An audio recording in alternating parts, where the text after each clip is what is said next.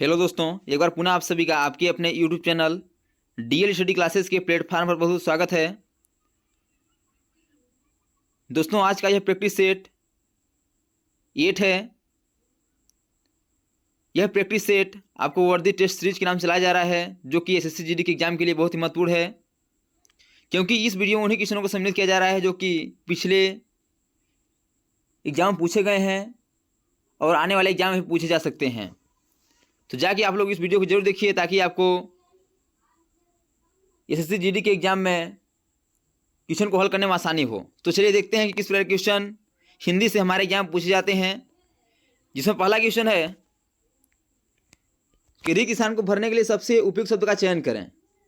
Question है चारों ओर रंग ही रंग डैश डैश गए हैं। ऑप्शन है बौखला, बिखर, मुरझा या भाग।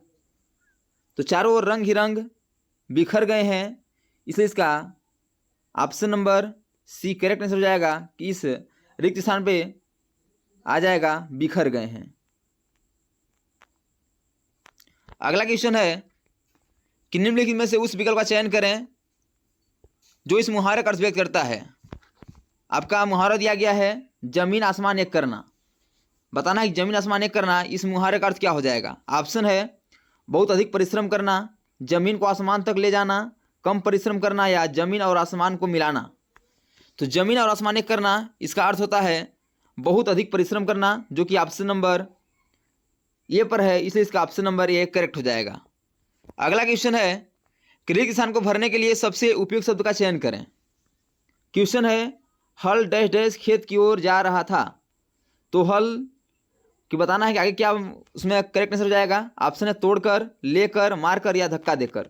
तो हल लेकर खेत की ओर जा रहा था, इसलिए इसका option number B correct answer हो जाएगा, लेकर। अगला क्वेश्चन है कि सही वर्तनी वाले शब्द का चयन करें। बताना है कि प्रियदर्शी किस प्रकार लिखा जाएगा। तो वर्तनी की दृष्टि से देखा जाए तो जिस प्रकार ऑप्शन नंबर सी पर है उस प्रकार लिखा जाएगा, इसलिए इसका option number C correct answer हो जाएगा, प्रियदर्शी। अगला क्वेश्चन है कि दिए गए वाक्य का वह भाग याद करें जिसमें कोई त्रुटि है। अब वो क्वेश्चन दिया गया है कि लक्ष्यहीन मनुष्य जिंदगियों में कभी सार्थक कार्य नहीं कर सकता। बताना है कि इसमें त्रुटि कहाँ है। ऑप्शन है जिंदगियों में कभी सार्थक कार्य नहीं कर सकता या लक्ष्यहीन मनुष्य। तो इसमें त्रुटि है जिंदगियों में कभी, जो कि ऑप्शन नंबर ए पर है, इसलिए इसका option number A correct answer हो जाएगा। अगला क्वेश्चन है कि दिए गए शब्द के विलोम चुनें। बताना है कि अग का विलोम क्या होगा। विलोम का अर्थ होता है अपोजिट शब्द, अर्थात उल्टा शब्द। तो अग का विलोम हो जाएगा विज्ञ, जो कि ऑप्शन नंबर ए पर है, इसलिए इसका option number A correct answer हो जाएगा। अगला क्वेश्चन है कि रिक्त स्थान को भरने के लिए सबसे उपयुक्त शब्द का चयन करें। क्वेश्चन दिया है मैं डैश डैश को परेशान नहीं करूंगा। बताना है कि इस रिक्त स्थान की जगह पे कौन सा शब्द आ जाएगा। कोई, कभी, कुछ या किसी। तो मैं किसी को परेशान नहीं करूंगा, जिसमें इस खाली स्थान पे किसी आ जाएगा, जो कि ऑप्शन नंबर डी पर है, इसलिए इसका ऑप्शन नंबर डी करेक्ट हो जाएगा। अगला क्वेश्चन है कि निम्नलिखित में से उस विकल्प का चयन करें जो मुहावरे का अर्थ व्यक्त करता है। मुहावरा दिया गया है छाती पर मूंग दलना। बताना है कि छाती पर मूंग दलना, इस मुहावरे का अर्थ क्या हो जाएगा। ऑप्शन है छाती से मूंग पीसना, दली हुई मूंग को छाती पर रखना, दुख देना या सुख देना। तो छाती पर मूंग दलना, इस मुहावरे का अर्थ होता है दुख देना, जो कि ऑप्शन नंबर सी पर है, इसलिए इसका ऑप्शन नंबर सी करेक्ट हो जाएगा। अगला क्वेश्चन है रिक्त स्थान को भरने के लिए सबसे उपयुक्त शब्द का चयन करें। डैश डैश ही बादल छाए मोर नाचने लगे। ऑप्शन है जैसे, किस, कब और वैसे।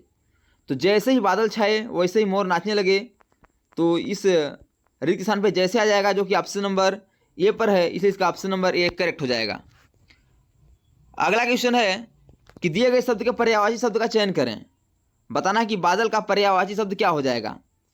पर्यायवाची को ही हम समानार्थी शब्द कहते हैं, जिसका अर्थ होता है समान अर्थ रखने वाले शब्द। तो इन चार ऑप्शन में से बादल के समान अर्थ कौन सा शब्द रखता है। ऑप्शन है पर्वत, पानी, पयोधर या पवन।